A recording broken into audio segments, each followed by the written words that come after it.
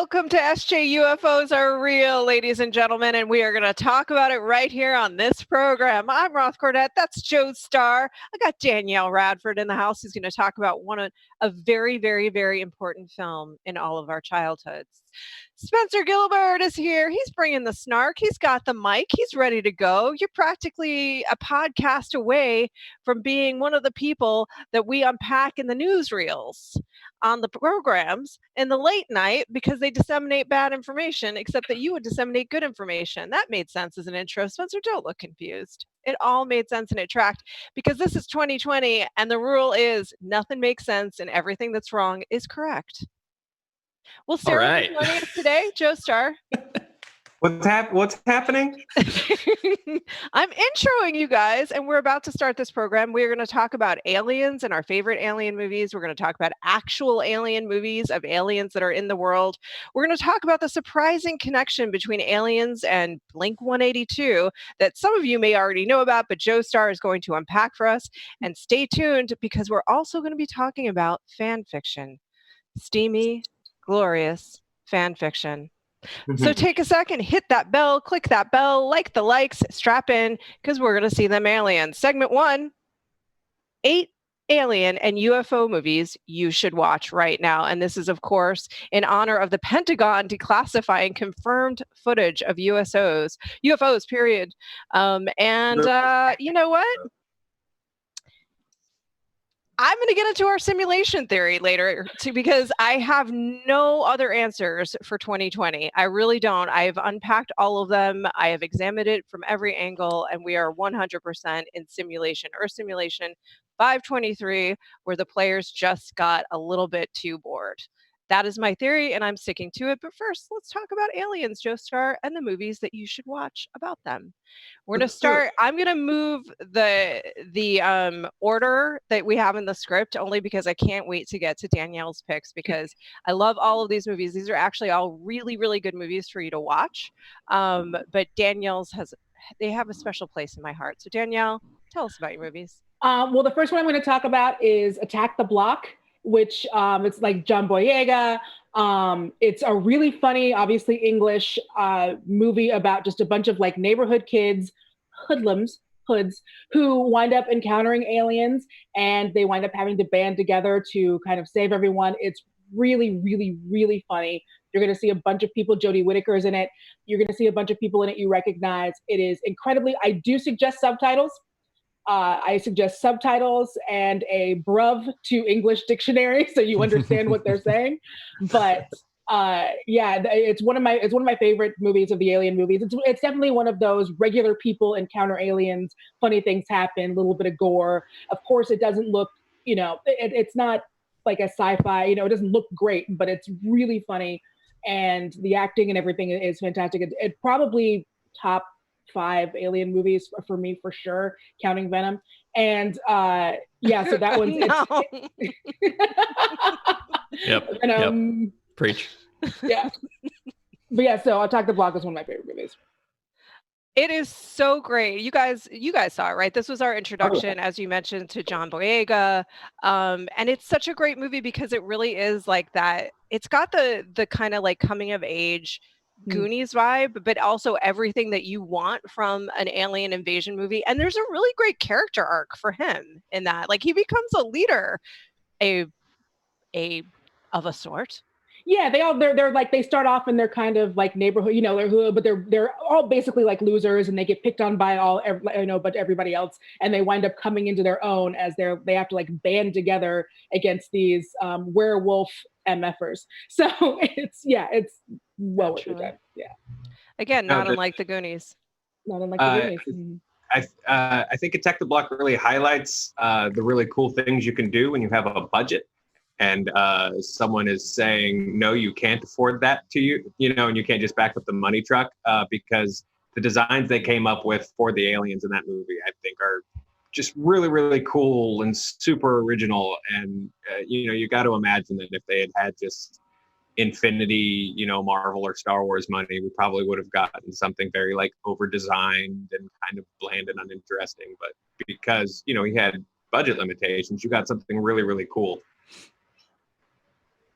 Yeah, and it's also like it doesn't just work obviously as a alien movie, but it's also because of that limitation of having to put things in the shadow. It does work on a horror suspense level as well, which is really satisfying.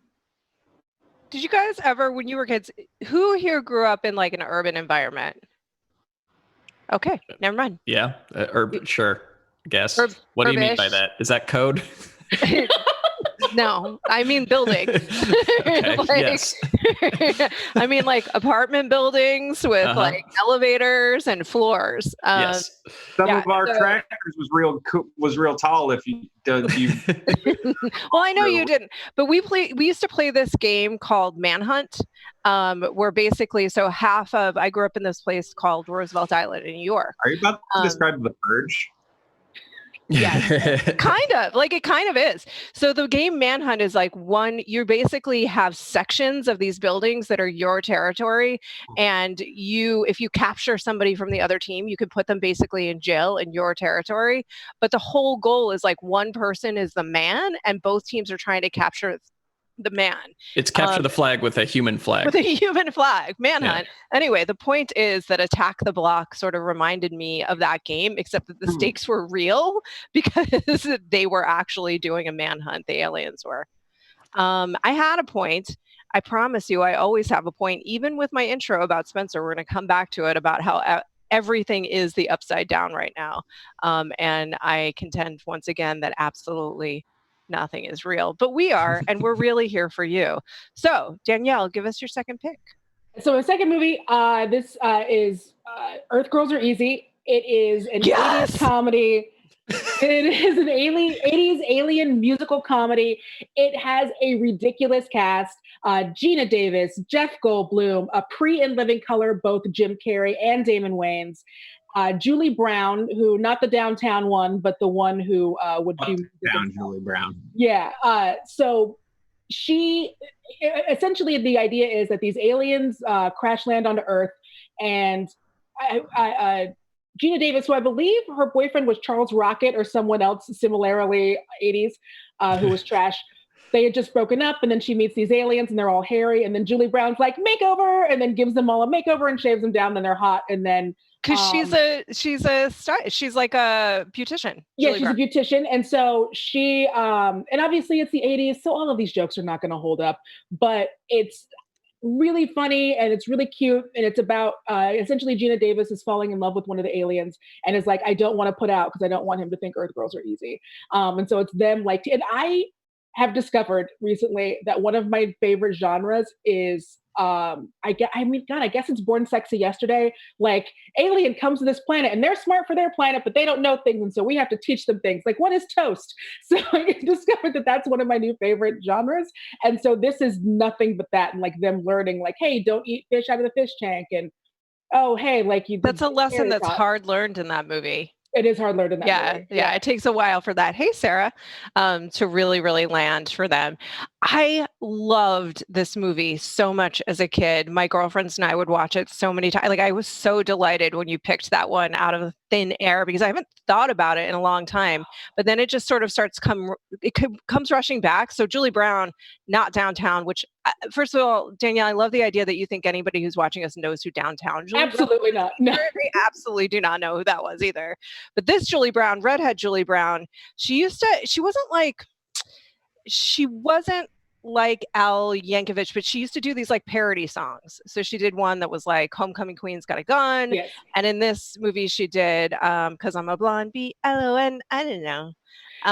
Really funny. Yeah, you might recognize her from Clueless. The kids know Clueless. You might recognize her from Clueless. She played the gym teacher. She's got one of those faces where you see her, you'll be like, oh, I know that lady. She's been in a bunch of stuff.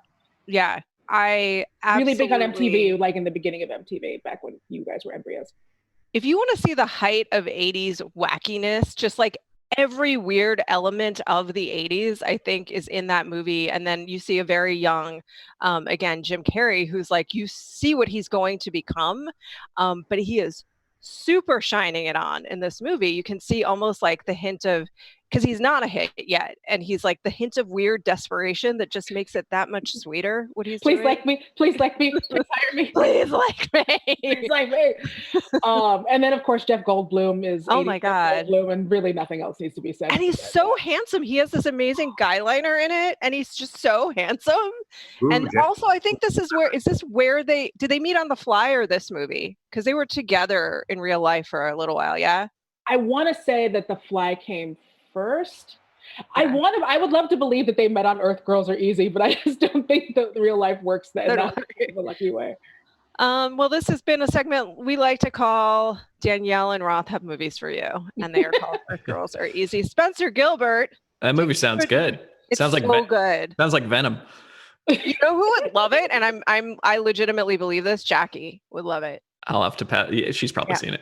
All right, Spencer GIlbert. A different place. Well, here's a movie about aliens. It's called Alien. It's good. This is people are throwing around their 5 perfect films, and I think this is for me an unimpeachably perfect film. Every frame of it is perfect. It gave us a vision of the future that was like, I think, really refreshing at the time, and even still, where it's not a bunch of nerds in onesies. It's like a blue collar, a group of basically space truckers, which was kind of a refreshing take on spaceship movies. And then, I mean, from the lo-fi kind of set design to obviously H.R. Geiger's creature in the Xenomorph is incredible. And it's just like, it's so stripped down and like primal, and just like it's beyond iconic. It's like totemic. It's like these like archetypes chasing each other around the ship, and so you can read into it what you want. It can be about gender roles, it can be about Vietnam, it can be about so many different things, just because it's so like simple and straightforward and to the point, and it just gets me on a gut level. The sound design is so good. To me, it's a perfect movie, and it's about an alien. Spencer, I just want to say you came to play today. Yeah. I really that was it's one of my favorite movies. It's top 5 for me. Yeah. Those Geiger designs, it feels like someone reaches inside your brain and is like, what is, like you say, like, what is the primal thing that makes, the thing that all humans are like in your lizard brain taught to fear, and it just pulled them out and made them into something that you could watch on screen. That's slimy. But also, it's like such a clear example, particularly if you think through where the franchise has since gone, because it's one of my favorite movies too of all time. Like Ridley did 2 of my favorite movies, and that's one of them. And then later, you just realize that how much necessity is the mother of invention when it comes to art. A lot of the time, not all of the time, because as he had resources, as he had all of the creative liberty and freedom that he would want, as he had only yes men around him, I think his work really, really suffered for it. And the menace of the alien is largely around, not unlike Jaws, like what he couldn't show. Yeah. But I feel like story-wise, like you say, I agree when they're handed a blank check or forced to like iterate on this idea for a sequel or something like that. That's one thing. But I do think that Ridley went into this wanting to make a very simple story, like a simple thriller, like Psycho, I think was his inspiration for this. But yeah, the Stalker movie. Yeah, a Stalker movie with an alien. It wasn't about building this elaborate world full of android flute players and creator or whatever the architect and stuff like that. He just wanted to make a horror movie in space, and he did just that. Yeah, and particularly at the time, you're right, because, and look, this is nothing new. Alien is a horror movie. Aliens is an action movie. It's how I won a movie fight about the best horror sequel of all time, and my opponent had aliens, and I somehow won with Wes Craven's New Nightmare. But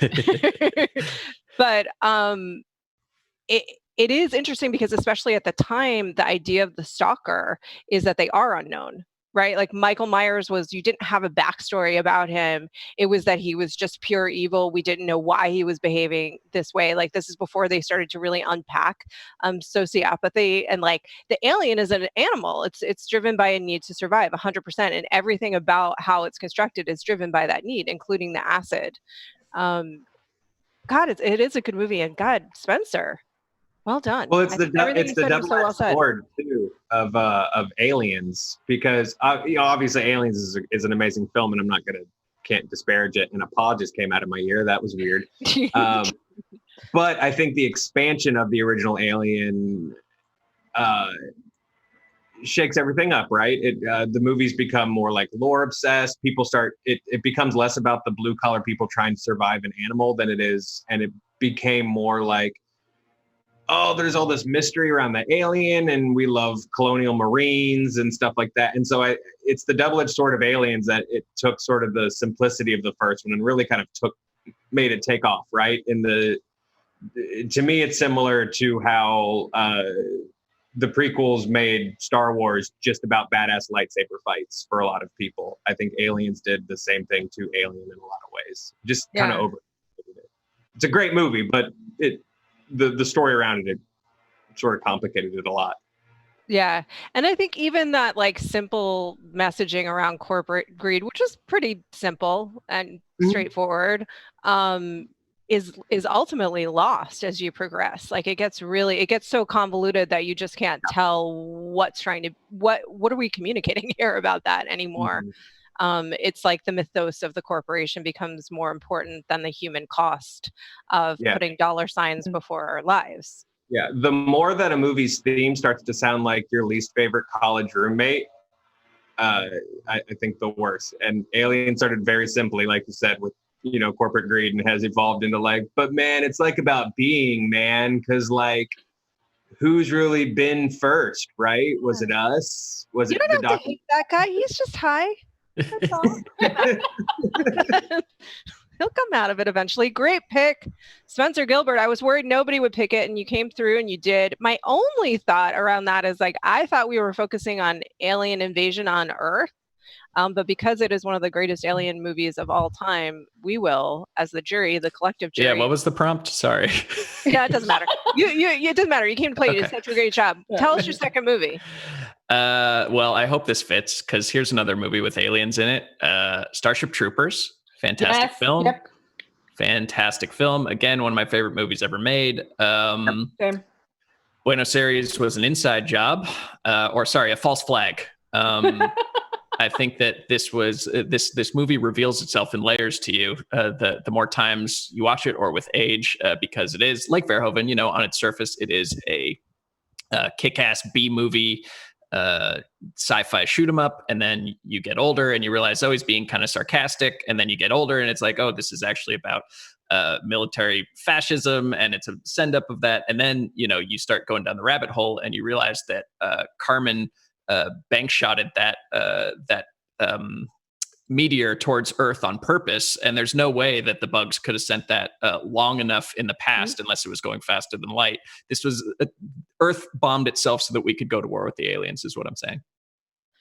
Rico's dad was 100% a crisis actor. I agree. Yeah. Yeah, this movie's perfect. I love this movie so much. This is also the other Twitter prompt that was going around was like, the movies you'll drop anything and everything to watch anytime they're on. And this is definitely number one on that list for me. It's wooden and cheesy and perfectly so, and done completely on purpose. And I legitimately feel bad for people who thought this was just a crappy B movie. I really, really do. Yeah, hard to say. People don't get Verhoeven. Yeah, definitely. And I believe I said this before, I will continue to say it. If you can get your hands on a copy of, not Starship Troopers 2, because it's completely different. If you can get your hands on a copy of Starship Troopers 3, which I believe is called Marauder, that is a lot of it is in the same vein as the original Starship Troopers. It has the same, the person who had kind of adapted from the book. I think Ed Neumeyer wrote the third one. Yeah, he wrote the third one. I think he wrote the second one too, or at least like had a hand in it. But yeah, definitely watch Marauder if you liked Starship Troopers, because it's going to give you some of what you're looking for. And it was a pleasant surprise. I love Starship Troopers. It's been my favorite movie since I first saw it. I'm a huge Verhoeven fan. I know that I talk about that all the time. And everything from the design to the bug to bringing in NPH back when no one was looking for NPH. Everything about that movie is complete perfection for me. All the designs, again, it's like ripped out of your brain for like, what is the scariest thing you can think of? Giant bugs eating Mormon brains. So and again, I have that weird story, but I've told that before. about my roommate who got cut because Being a giant bug who eats brains? I think I missed that. Oh, my roommate in college was one of the people whose bodies were used for the molds in Starship Troopers. Oh yeah. He was supposed to be in the shower scene, but he got cut because it was supposed to be full nudity. And so he got cut, which is a story he willingly tells people. And because and so but then Wait, what are those grunting noises? What is going on? He got cut because they were not as impressed with his full frontal. So he got cut from the scene because his peen was too small. He willingly told people the story. So he got cut, and then they made it where it was only waist up, but he was still, they'd already cut him out. But that's what he used to pay for his first year of college. That's so sad. That's so sad. Cold shower. Cold shower. I didn't know that until after it was already my favorite movie. Entertainment is harsh, but welcome to Hollywood. Props to him for being honest about it, because a lot of people would have been like, I was in that scene, but then I was so huge and Casper walked by. Right. Yeah. Made them all feel bad. Oh, next to me, man. Yeah. No, props to him. Man. Oh, dear. Yep. The thing you find out in theater school. Verhoeven is also one of my favorite directors. We've talked about the perfection that is RoboCop, but if you think about the expanse of his career, it's weird. You can always tell that it's one of his movies, but he actually has a fairly expansive career, because if you take something like Starship Troopers, and put that against Elle, for example, he's a pretty diverse director. Joe Starr. Oh, Spencer. Oh, nothing. He's also, you say about his career, he's also made like a whole bunch of movies. I want to say back in the Netherlands. Is that where he's from? And I need to watch all of his foreign language films. Yeah, I have not done that yet, and I definitely need to. Maybe we can do. Remember how we used to do, like, we would watch a movie and then talk about it in a segment? Maybe we can do that again. All right. Yeah, we did that for a little while. Pick a movie. I'll watch a movie. Well, one of his. Okay. Let's watch Elle, and then we'll go back to his early work. Nice. Yeah. All right. Deal. And next, Showgirls. Again. Not again. Joe, Starr, and Sarah. What have you guys chosen? So the first one is part of the Holy Trinity that me in high school made me go, oh my God, man, what is being really? Because I was that roommate in college. The third point in the Trinity, along with the Truman Show and the Matrix, that made you question your reality, and that's Dark City. Dark City is, we have a horror alien movie in here. We have a musical comedy alien movie in here, and this is a noir alien movie. Dark City is stars Rufus Sewell, who is one of those 90s actors who you're like, how are you not famous? Like the most famous person, along with Brendan Fraser and the dude from Rocketeer. It's a really bizarre cast. Kiefer Sutherland plays like a weird, wheezy, evil scientist. It's super bizarre. Jennifer Connelly's in it. She's fantastic and probably like top 10, top 5 like noir dames in movie history. But yeah, it's this really weird movie about reality not being what you think. I don't want to really like spoil it if you haven't seen it. For some reason, a lot of people haven't seen it. You can still see the strings and some of the special effects shots. The score is fantastic. It's one of my favorite movie scores. Totally worth watching if you haven't seen it. It's weird and creepy. The aliens will get you all shivery. I really like this movie, and I haven't watched it in a long time, and I should, because I think about it at least once a day. Awesome. I haven't seen it in so many years, and I can remember shots from it, but I don't so much remember the plot. It's worth rewatching, honestly. The atmosphere, the pacing, like the slow tension build, it works really well, honestly. It's got sort of a sad, bittersweet ending. It's super. It got very brushed under the rug because The Matrix came out. It's definitely a Dante's Peak volcano situation, except The Matrix or is a deep impact Armageddon situation.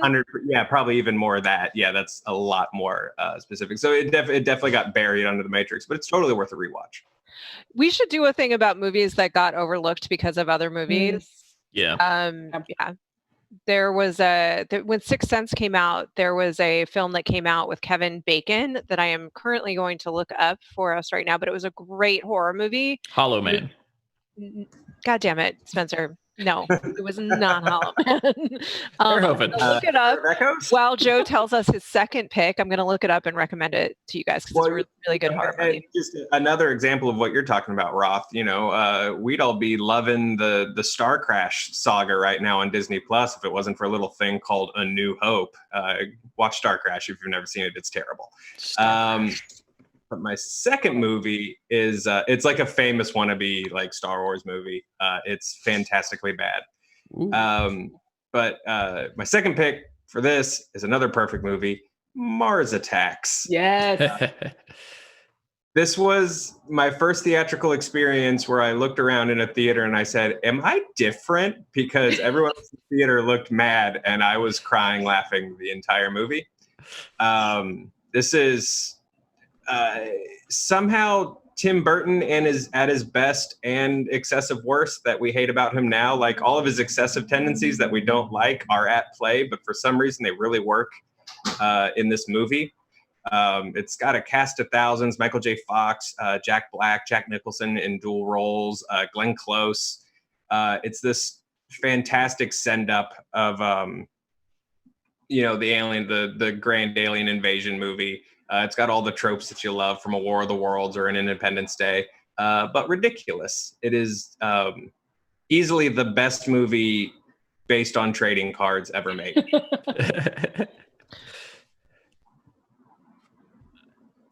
Until they make the dinosaurs attack film. Yeah, I want to see that. Yeah, definitely waiting for Dinosaurs Attack. Can I tell? I didn't get it. I feel really left out. I know, but I was one of those people in the theater. I'll be honest, Joe. I was one of those people in the theater. Like, it's one of those ones I where like it more now. But I'm sorry. I feel like I'm missing a piece, like of I don't know, part of my soul. Some kind of Horcrux. I mean, yes, because this movie's for everyone. This movie's for the children.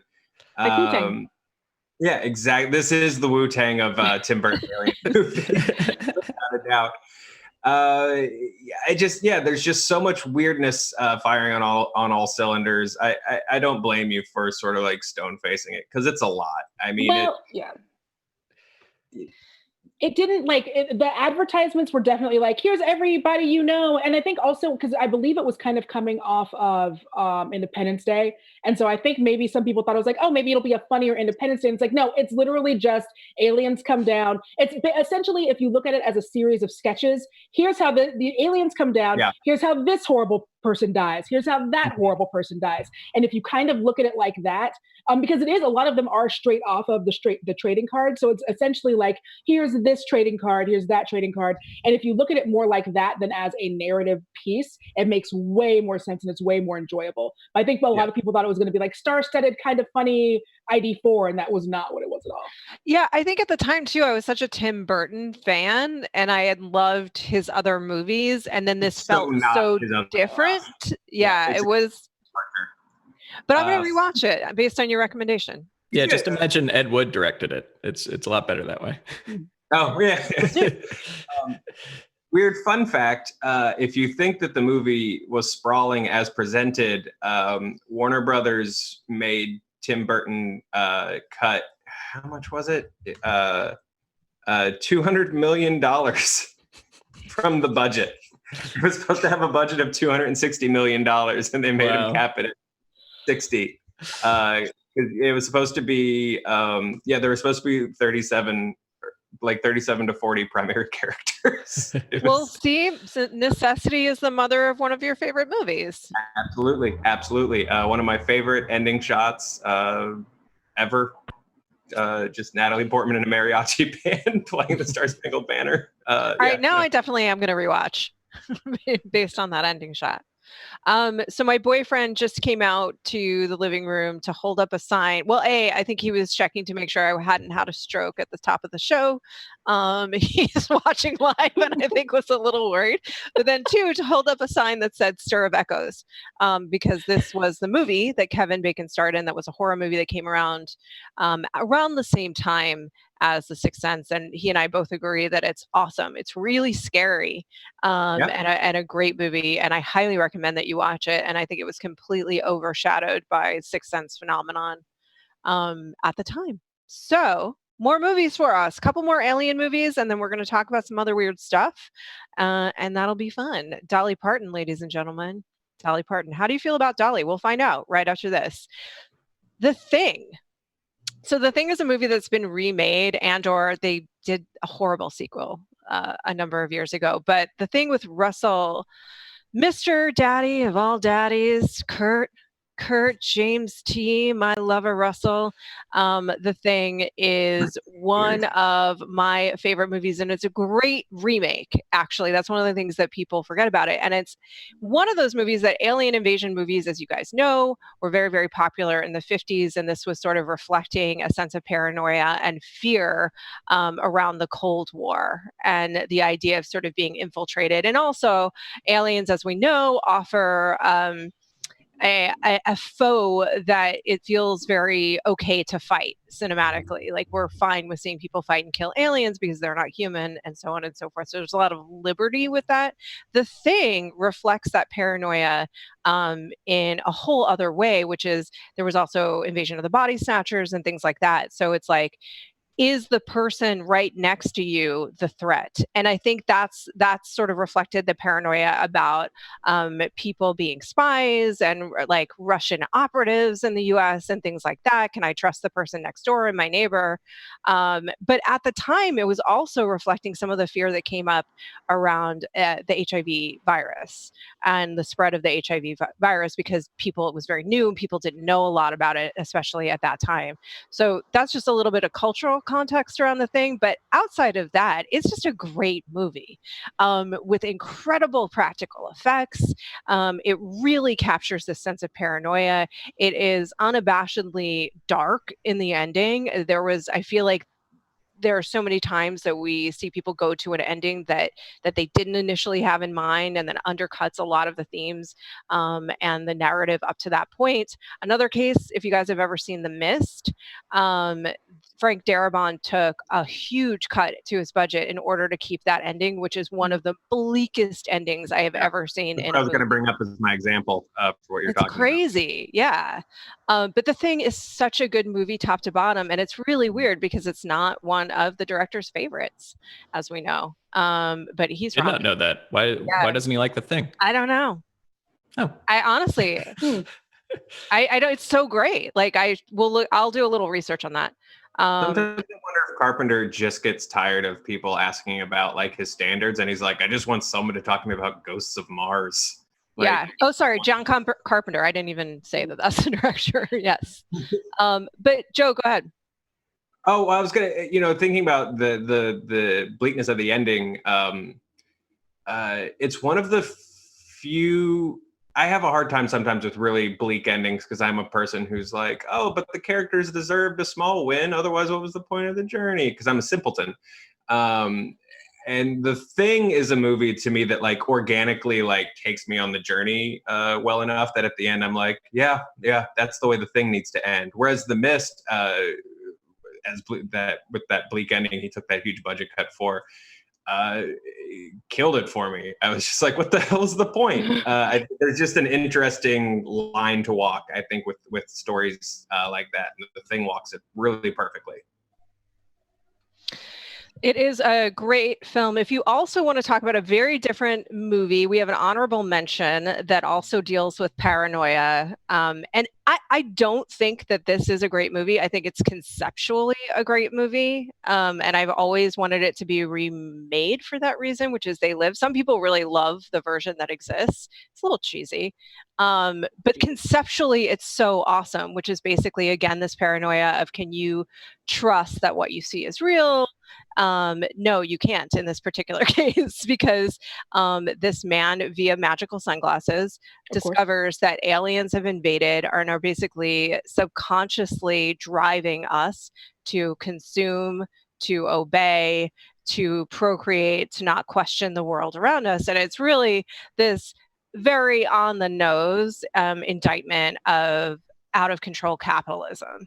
And at the time, particularly at the time when you think of the era of greed is good, this was a very appropriate indictment of our rampant consumerism and unwillingness to address anything below the surface level, which is still salient for our times. Spencer Gilbert, thoughts? You love this movie. Yeah, it's a great movie. If we're doing honorable mentions, I was going to bring up Repo-Man, which is sort of tangentially about an alien, because there's an alien in the trunk of that Cadillac that they're trying to repossess, and is also about consumerism run amok and cops versus punks. That movie's got everything, man. But They Live is it's an interesting. You mentioned They Live remake. I think that could be a good call. I think we need another They Live, Roth.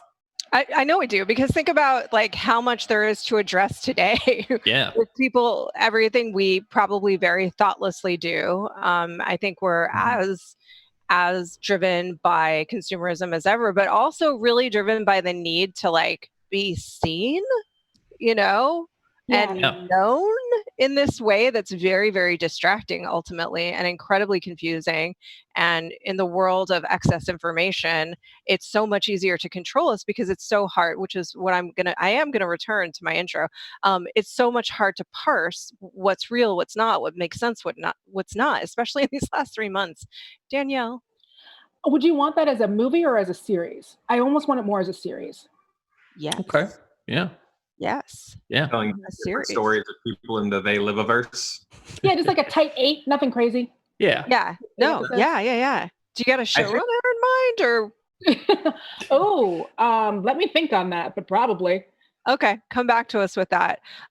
Really quick, 2 other mentions. Under the Skin, which is something that Spencer has talked about quite a little bit, so I don't think I need to go into too much detail about why it's great. It's the best depiction of like an actual alien, in my opinion, of like something that is truly not human. And I don't think people think through the implications of that deeply enough. As aliens, a lot of times in film, they are like us, but X, and this is just something completely unlike us. And I think it's Scarlett Johansson's by far best performance. It's an incredible performance from her. And the other thing about it is that it's so raw, because they were really, my understanding, and somebody fact checked me on this, but they were really driving around in a van and having her like hit on men, talk to real that people, wig, and like talk to real people. And it's very, very, very like Lovecraftian, because we've talked about the scene with the baby. It's really not that it's like, not even that she has menace, it's just that she just doesn't care. Yeah. It's sort of the way that we would feel about, or some people, not all people, would feel about like an ant. I don't necessarily feel that way, but many people do. It's great. And she also does have a transition point. She does, because she's living in the skin, which is like kind of a story about empathy and literally living in someone else's shoes and how that changes you. Yep. Also a theme in Westworld. Okay. Yeah. Good. Oh, Starman. Eric Goldman wanted us to mention Starman, which is great. Do you guys ever see Starman? No. I got to see Starman and Star Crash. Wow. Got a lot of homework. It's a Jeff Bridges movie where he plays an alien. It's really sweet. It's actually a really sweet love story. Oh, yeah. I've seen clips from that. Yeah. But where they were shooting it, he actually met his wife, not the actress, but his wife in that town that I believe he's still married to today. So it's romantic, is what I'm saying. So something good came out of it. Yeah. How dare you? Eric Goldman, I back your Starman reference 200%, sir. And now is where we get to the part of the show where we discuss the fact that nothing is real, nothing makes sense. It is a very confusing time that we live in. Literally, The Onion predicted an actual headline 2 weeks early. It is the upside down. Cats and dogs are raining. I don't know when I see things flying past me in Twitter, whether it's real or not, but ladies and gentlemen, this is real. Aliens are real, and that's been confirmed by the Pentagon. All right, asterisk. Well, let's slow our roll. Yeah, UFOs. UFOs. Okay, asterisk. Not exactly. There I am. I'm doing it. I'm being the change I don't want to see in the world, which is being hyperbolic with the actual story. For more on this, we turn to our Area 51 correspondent, Starr. Hi. Let's see them aliens. Let's talk about them aliens, you guys. So this story began on Monday because the Pentagon declassified these clips. They wanted to clear up misconceptions as to whether or not the footage was real or not. The story really begins back when it was published by Tom DeLonge, the lead singer of Blink-182, who is at the forefront of paranormal investigation and the fight for the truth. Because in the real world, our Fox Mulder is the guy that wrote "Damn It." Been following this for a long time, just because it was crazy to me to find out. Awake. Come on, I don't believe it. Go ahead, Joe. Look, man, all I know is that the guy who wrote the lyrics, "Please tell Mom this is not her fault," is. I believe that was the other one. No? Wait, which one's Tom? No, Tom is the one that sings like this. That was Mark Hoppus, Joe. Sorry, Tom didn't write that one. Didn't write it. No, let's slow down. That's Adam's song, which is a Mark Hoppus song. Did he write it or did he sing it? Did Tom sing it? They typically wrote the stuff that they sang. I believe that one is about a friend that they knew, so there could have been some type of collaboration, but it's known as a Mark song. I'll see myself out. Well, I can get fucked. Your point still stands. Here's the thing. Car is in the front yard. Wait, is that Blink-182? No, that's not Blink-182. That's lit. That's lit. I'm lit. More about You're not the only one. Yeah, that's pretty much it. The Senate Majority Leader tweeted that there's tons more. So more to come. I'm hoping we get a really solid sequel on this. Of the alien invasion? You want a sequel of that? I mean, we're not really doing a whole lot worth hanging on to here. So yeah, let's let those aliens sort of swing in.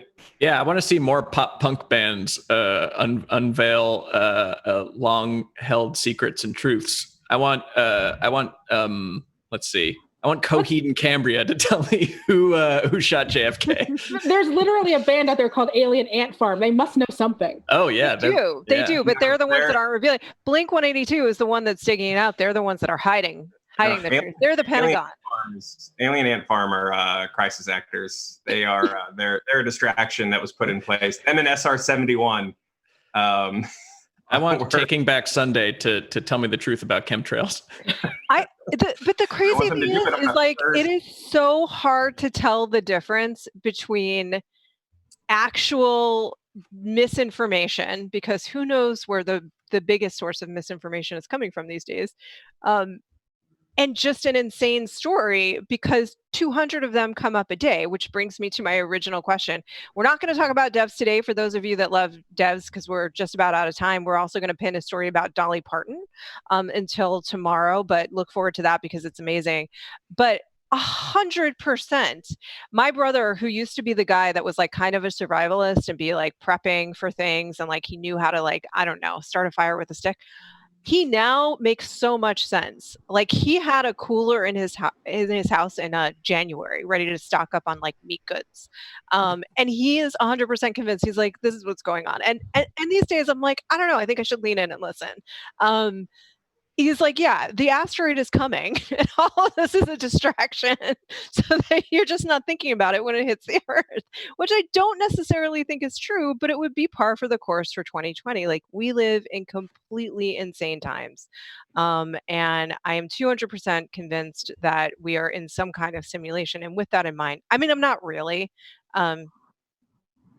With that in mind, we're going to talk about devs, but that'll happen on Thursday, and we will talk about the simulation theory. I'm sorry. Well, this was all predetermined. We will talk about devs on Thursday. we're on our tracks, and it was Yeah. always meant to happen on Thursday, which is when it will happen, because that's always what was meant to be, because we have no free will. Or do we? To Or some do we? degree. Questions Yeah. for Thursday's show. But with all of that in mind, I really am curious about like how everybody else is processing what's happening in our world right now, and kind of like your methods to process and your methods to get through. Like, is it humor? Is it distracting yourself with shows? Is it us? Like, I don't know what's kind of getting you through the quarantine right now. So I am going to put that to the panel. I'm going to call out to an event that you should be really excited about this week, something to distract you in these really hard and confusing times, which is that we have our second Hey Fandom AMA this Thursday at 5:30 p.m. PST with Better Call Saul co-creator Peter Gould. We are not worthy, ladies Hot and damn. gentlemen. We are not worthy. This is one of the greatest shows ever created on television, and it was out of an idea that honestly, on paper, it just should not have worked. Nobody thought it would work to take this character, Saul Goodman, who was sort of the supporting character and comedic character on one of the greatest shows of all time, to spin that out and to create a show that is arguably as good, if not better. And Peter Gould is going to tell us how he did it. He will answer your questions this Thursday at 5:30 p.m. PST. You can sign up right now. There is a link in the description below to do so. So please do join us. I think it's going to be a lot of fun, and it'll just be something that's not insanity for about 45 minutes of your time. So that's a delight these days. And to give you a little taste of what these AMAs are like, we will show you a clip from our last one with Sonic. I mean, when we were writing the script, like, he didn't have a look at all. And then there was that original short that they made while we were still writing it, where he didn't really look like either of the current, either the design everyone hated or the final one. But it was like he was cute and cuddly. And that was kind of, you know, when we would talk to Jeff about it, we were just like, it's just, you know, people want to have to pick him up and hug him. That was like the kind of, that was our input on it. But it's like, I'm not a designer, so I couldn't say like, we need to make his leg longer or his, you know, whatever. Specifics is not my thing. And I did see the original design before that trailer came out, and, you know, I didn't love it. I was like, I feel like this isn't quite right, but I didn't know exactly what to say or how to say it. But I wasn't expecting like the huge reaction that it got, where it was like they were making fun of us on every single TV show. Like that week, I watched The Daily Show and Saturday Night Live and everything. I couldn't escape it. I was like, this is so weird. And then ultimately, like, our final design is so good. It's clearly an improvement. Although I think the old design, honestly, there wasn't much more animation than was in the trailer, but there was like a little bit. And like when I saw those parts, like there was like most of the baseball scene with the old Sonic, and like seeing him moving and doing all this stuff and being his charming self, actually, like, in the context of the movie, people would have gotten on board with him, I think, if they weren't too scared to come see it by the trailer. Right. Because the animation is all the same animators. The animation was always going to be great. And he's just a well animated character with this charming performance. I think he ultimately would have charmed people, but it's like that first impression definitely was very off-putting for a lot of people. So I'm glad that we were able to make a course correction, and Tyson Hess came on board, and he was great. And I think everything worked out for the best ultimately. And luckily we were still able to come out before the pandemic hit. Yeah. And I mean, it's funny, people say you never get a second chance to make a first impression, but I feel like when that second trailer came out, you saw people were very, very on board. So I wasn't sure how people were going to react. I half expected everyone to just make fun of us again. So I was very pleased that the general audience gave us a second chance and reassessed it. And this whole thing, I guess, was kind of a test of the theory that there's no such thing as bad publicity. Sure. Like it worked out for us. Didn't work out that great for cats, but yeah.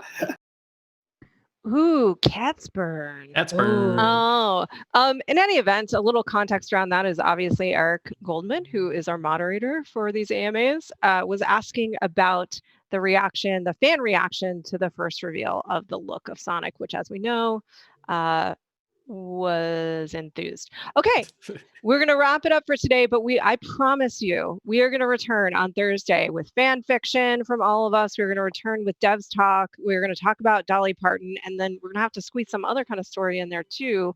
Sounds I don't like a good know. show. We'll surprise. It's going to be a great show. You guys should definitely tune in. Definitely tune in on Thursday afternoon for Better Call Saul, because what a treat. I just love that show. I think we're really so honored to have him, to have Peter Gould, one of the greatest writers of his day. I'm going to end by asking each of you a quarantine hack that is kind of getting you through these difficult times that you can offer the people. And I will also reemphasize that anytime I say something weird or off, or I start to spin out, it's with a plan. And I'm being sarcastic. I thought it was sarcasm.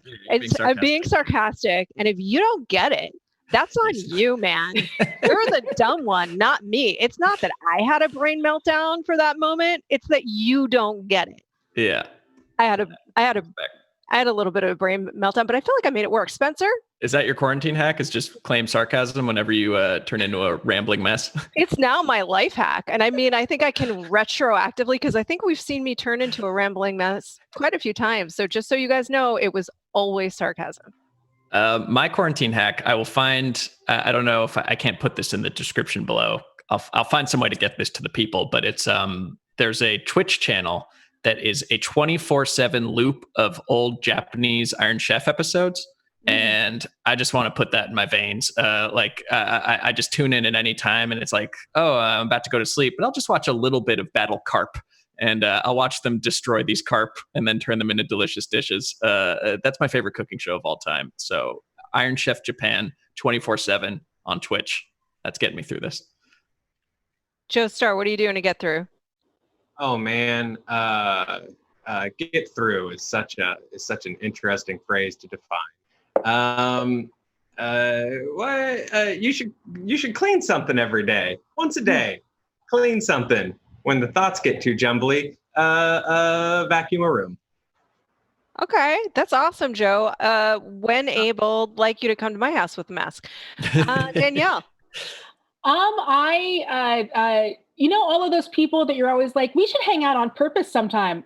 Do that. That's what I've been doing. I have been having a lot of Zoom brunches.